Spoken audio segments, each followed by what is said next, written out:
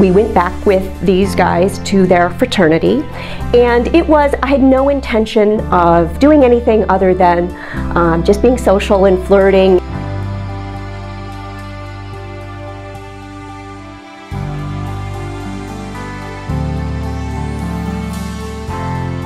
I was pretty drunk, and I went with him, and he took me to his room, and I made it clear. I said outright, I said, listen, nothing's gonna happen. I'm going back to my room. I mean, I was drunk, but I was aware enough. I knew what I wanted, and I made it clear. And he said, no, it's okay, I understand. He said, just sit down here on the bed with me.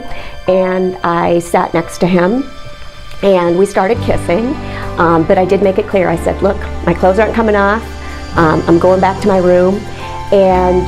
But I was tired, and again, I was drunk. Not that that's an excuse for anything, but before I knew it, he had pushed me down, and he started taking my clothes off. He was significantly larger than me, and he put his hand over my mouth, and he raped me. And I didn't, at the time, I can honestly say, again, this was back in 1990. I'm not even sure the term date rape had been talked about at that point, and certainly there was not as much openness within, even just, friends, and certainly not within school.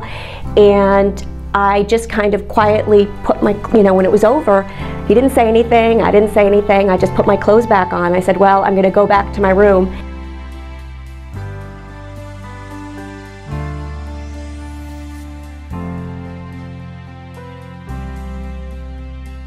I went back to my dorm, and I literally never thought about it again. At that point, I blamed myself. 100%. I knew I'd been raped, but I blamed myself. I was at a bar, I was dressed provocatively, I was drunk, I went up to his room, and it was my fault. And I never talked about it. I didn't tell any of my friends. Again, I don't think it was really talked about back then in the late 80s and the early 90s. And I just pushed it out of my memory, but it affected me the rest of college. I definitely stopped going out. I really stopped drinking. My friends noticed that I was not fun anymore. I wasn't interested, I didn't date. I just kind of kept to myself.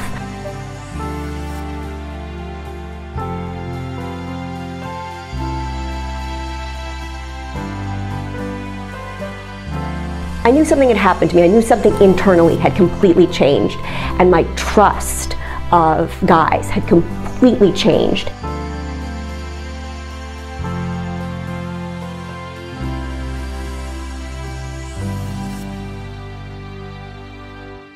Horrified as I was not going to report this guy, because first of all, everyone, I wasn't sure anybody was going to believe me, but also there was an attitude of like, well, you should be glad that he wanted you.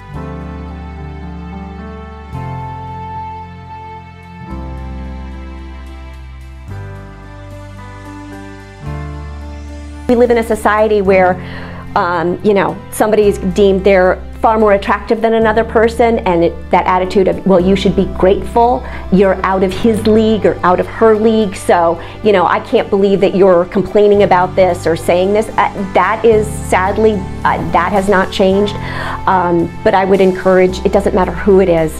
It doesn't matter whether it is somebody who is an authority figure over you, somebody who believes they can wield power over you. Absolutely, nobody has a right to do that.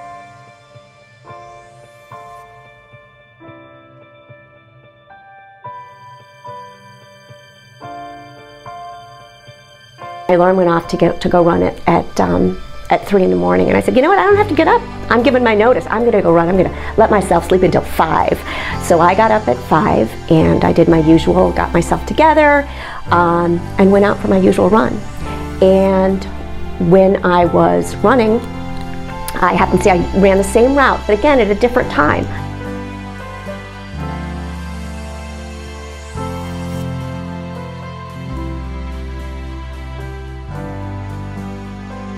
I saw a bike coming towards me, and the guy on the bike, he sat up, and I saw him fidgeting with something on his head. But I'm big on just keeping to myself, so he passed me, and I went that way, and I kept running.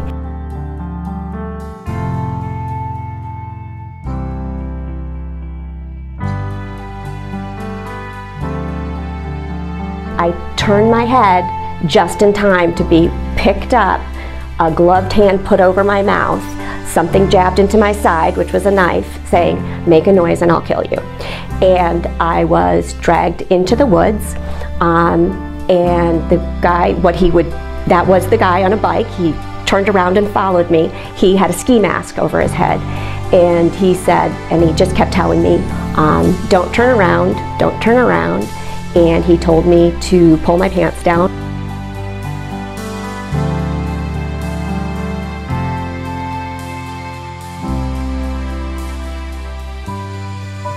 I thought that's when he was going to kill me, and I took off running into the woods, just with all my luck, tripping over branches, just to get away. And I'm running and I'm screaming, and I suddenly realize that I hear nothing behind me.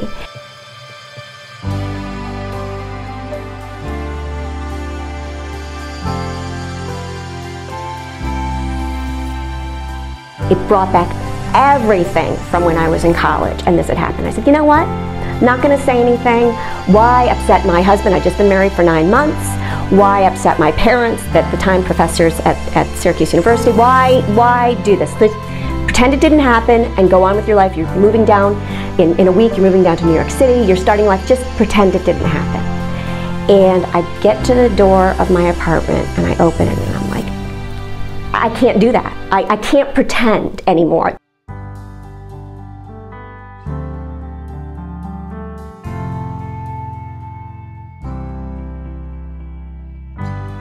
Because I don't want whatever happened to me, I don't want it to happen to anybody else. That's the only thing that matters to me. I was silent once, and I'm sure other women, other girls suffered because of my silence, and I never want that to happen again. And I'll never forget the 2 detectives turn around and look at me, they're like, "You're the strongest woman we've ever met." And I'm not sure that that's the case, but I knew from that moment on, being silent helped no one. It didn't help me, and it certainly didn't help other potential or victims down the road.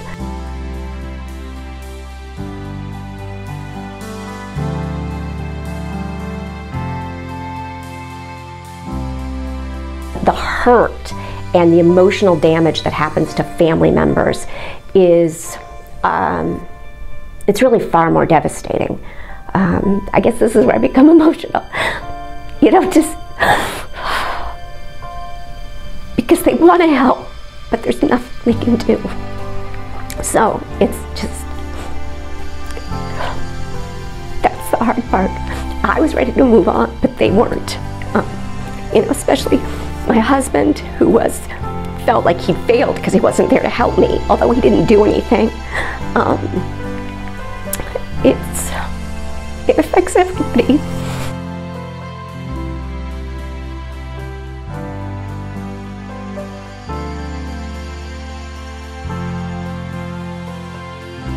I knew what it was like to be that 18, 19, 20-year-old who had, you don't know who to turn to, you don't know what to do, you don't feel like you have a voice, you don't feel like you have support, because there is this, even in this day and age, there's victim blaming. What were you wearing? Were you drinking? Were you, that doesn't make any difference. If you said no, if you were incapacitated, you don't even need to say no.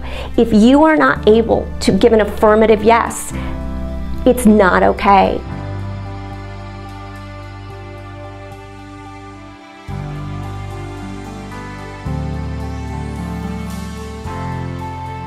Don't hold it in, report it. Start with, talk to your friends, because sometimes it's hard to go straight to the school, to law enforcement, I understand, but talk with your friends. Find that support system first, and your friends will be there for you. But it is so important. If you believe something has happened, if you have been sexually assaulted in some way, report it. talk to somebody. Schools are so much better now in terms of that kind of support. They have so many more channels working within the school itself and within local law enforcement. So absolutely.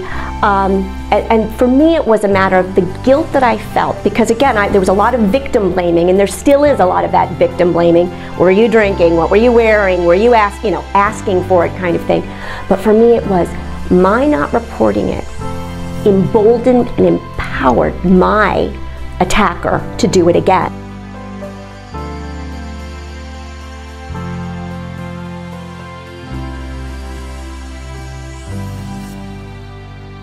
They go out and you drink, and you don't have all of your faculties are not there. And I think we're also, our culture has it's still, sadly, even in 2018, this is the way we are.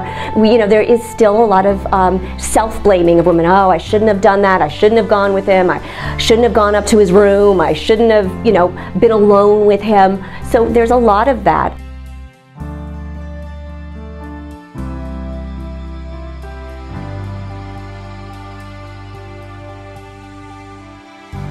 I would highly encourage, it's so important to go and to talk to somebody about it.